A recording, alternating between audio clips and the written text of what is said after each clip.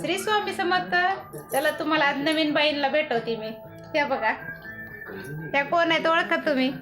सांगा बरं कोण आहेत? कोण आहेत हो तुम्ही? सावित्रीबाई फुले. हा हा, तुम्ही येतोय? हा. हा हा. काय होतं आज शाळेत ग? भाषण कोणाचं? सावित्रीबाई फुलेचं. सावित्रीबाई महात्मा फुले आहे का नाही, यांचं होतं. जयंती होती का नाही सावित्रीबाई फुले? तू भाषण घेतलं होतंस? चांगलं आलं का तुला? एकच नंबर. होय. कोण कोण घेतलं होतं भाषण? मीच एकटीनं घेतले होते होय. 8वीच्या. हां हां.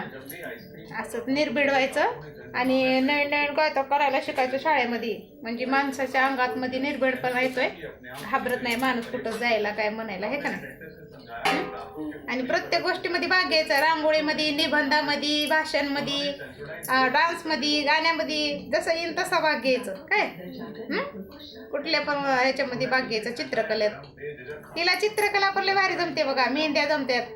लहानच आहे बघा, अजून 8वीला तर आहे, पण जमते सगळं. चला मग, सावित्रीबाई महात्मा फुले यांच्या वतीनं सगळ्या माझ्या बहिणींना नवीन वर्षाच्या हार्दिक शुभेच्छा. ह्या सावित्रीबाई फुलेंच्या वतीनं मन सगळ्यांना नवीन वर्षाच्या हार्दिक शुभेच्छा.